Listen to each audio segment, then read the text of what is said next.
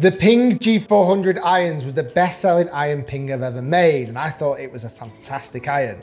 The challenge Ping now face, can they bring out a better version? That's what they're going to try and do with the Ping G410 iron. I'm going to test it on GCquad, out on the golf course. I'm going to find out whether this is the best G iron yet.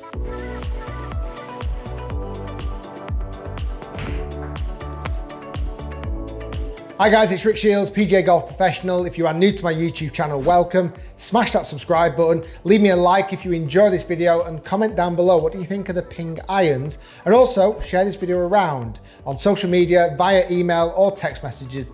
Let people know about the video. So the Ping G iron lineup is always the most popular irons Ping bring out. And the real reason behind that is a game improvement iron that covers a lot of golfers' abilities. From mid-handicappers to high-handicappers, I've also seen G irons in the bag of low-handicappers too. Seems to tick the boxes for a lot of different golfers.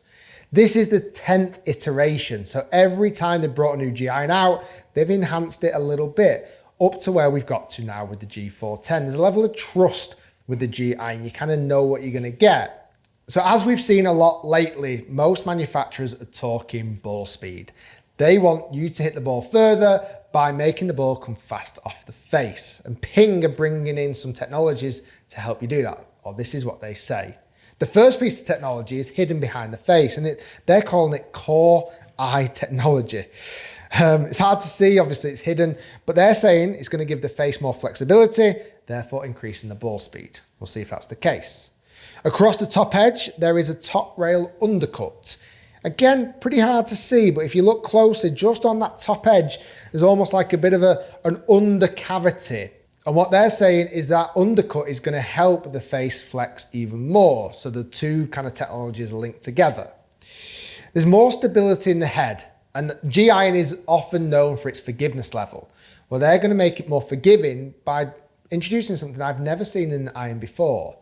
There is now a tungsten weight in the toe, and there is even a tungsten weight in the HOSEL. That's going to help with the stability of the club head to make it more stable for off-centered hits. It's great for that kind of game improvement golfer. For this iron, it's a shorter blade length. It's almost not noticeable at all, but that's helping with the cosmetics and the look of this golf club. But one thing that I definitely notice is the irons are not as offset. G irons sometimes get a little bit too offset for maybe a better player like myself, but this doesn't look bad at all. This looks very good behind the golf ball. From all the irons that I've got, there's less offset. There's still offset in there, but it's noticeably less. And I've got to say, the overview of the golf club, the all-round look, is really classy. I love this kind of dull chrome in the finish. I'm a big fan of the shiny chrome in the number. That helps it stand out. I think it looks very modern, classic. It doesn't look, I don't know, too oversized or too ugly because it's a power iron. It looks quite sleek. I want to hit it. I'm excited to hit it. And that's a good sign because, again, I think a lot of golfers across the board are going to find this iron very attractive. And for the price of 7 irons for the Ping G410, you're looking in the UK at £880 and in the US, $945. So the clubs sit below that 1,000 mark. And I'm excited to hit these irons. I'm going to test them on GCquad before taking them on the golf course because I need to know how far these irons are going. And for a game improvement iron, they're on the strong side in loft. So I'm expecting to gain a little bit of distance compared to a more traditional lofted iron. You can also get these irons in power spec, which is basically Ping's way of helping you even hit the ball further. It's a kind of a cheat method by strengthening the lofts by 1.5 degrees or 2 degrees per iron. Put the power loft specs in there as well. G410, I think they look great. I'm excited to hit them, giving you my feedback, and then we'll get them on the golf course.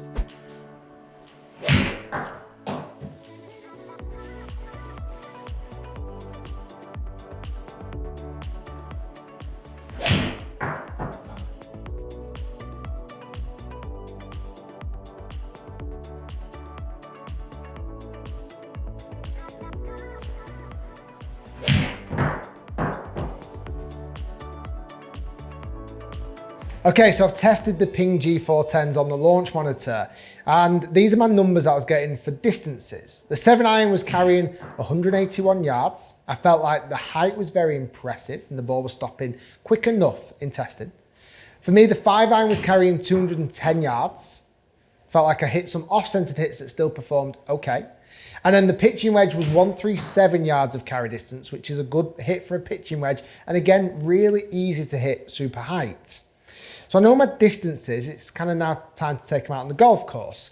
The one thing I noted inside was they feel slightly harder, certainly than the G400s. I felt like the G400s were a little bit more kind of responsive off the face, gave me a little bit more satisfaction. I wasn't getting that initially with the G410s. I'm going to reserve my judgment because it's time to take them out on the golf course and see how they perform. Distances were good. Let's see how they get on out on the course.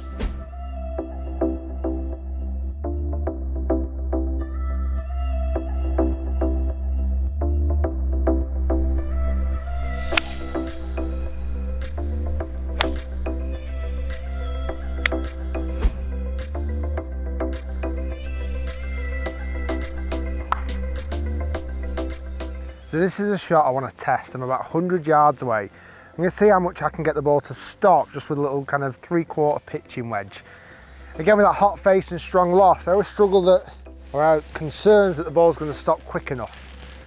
Let's see how this one gets on. That looks good.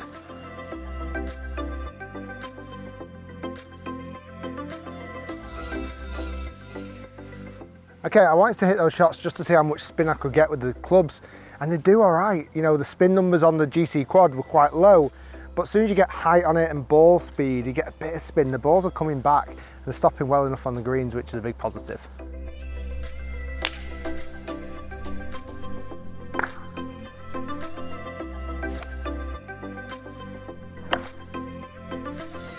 So I'm in a fairway bunker at 120 yards away. So one of my concerns with a wedge like this, when it has got that thick sole, as soon as you start opening the face up, the neck becomes much more exposed and a lot of bounce gets presented. I'm going to see how I can get on with just opening it up a little bit. It doesn't suit my eye as well with a chunky wedge. Kind of almost more looks like a spade I'm using out the sand here, which it's not the best thought process when you're hitting a wedge shot. I tell you what though, that is an absolute beaut. I take it all back. It worked well.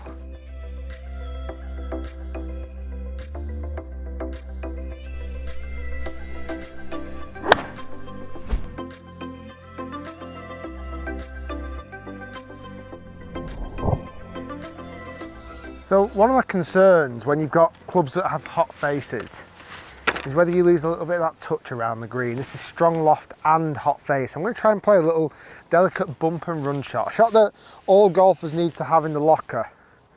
But see if a 7-iron can still play this shot without coming off too fast.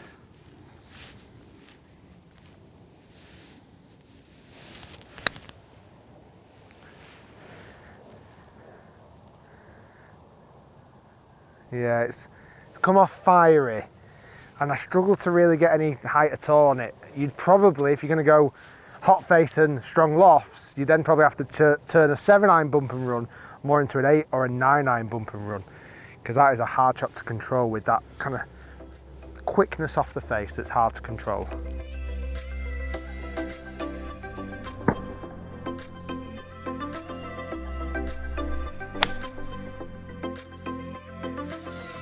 One of the things that I keep coming back to with the G410s is the sound of this iron. It definitely has a different noise to the G400, which I'm going to hit. Hopefully this gets picked up on audio.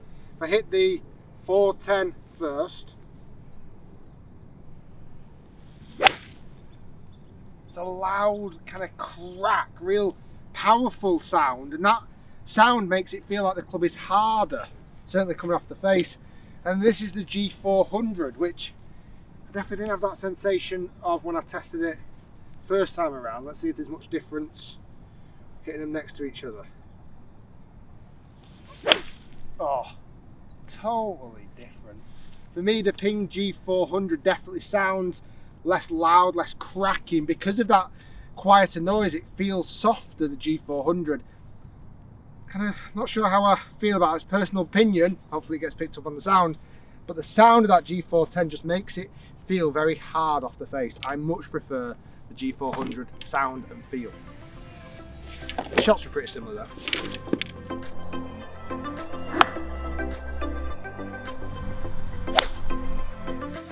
Okay, so after being on the golf course with the G410s, I've got a lot of positives to talk about these clubs. The forgiveness, the distance, and the flight I get from them is brilliant. It's everything you want from a G iron. They're exactly kind of game improvement. I personally prefer the slightly shorter blade length. You kind of notice it a little bit more after playing with them, and I do appreciate less offset. Again, that's down to me. Shot shaping ability, you don't get loads with it as you'd expect. Again, it's a G iron, you want it just to go up in the air and somewhat straight. They've definitely got a bit of draw bias, but again, in that iron, it's perfect. My negatives, and something I really can't get over, and I understand it's personal opinion, the sound of the golf club just isn't very nice. And that sound, that loud kind of cracky, makes the club feel really hard. When I hit the G400 next to it, G400 has much more of a softening, dampening kind of sensation off the face, which makes it feel a lot better. Oh, totally different. And it kind of posed the question, is the G410 better than the G400? G400 were mega popular, and I would say they're about, on performance, about the same. On looks, I would definitely give it to the G410, but on feel and sound, I would definitely give it to the G400. It's an interesting one. I'm not sure if they've improved all of the areas significantly enough to make it a better iron than the G400. They're still a good iron, and it's one of the a lot of preference on taste and feel and sounds is going to be a determining factor whether you like the clubs. Guys, thanks for watching. Hope you enjoyed the video. If you did, smash that like button, subscribe to the channel.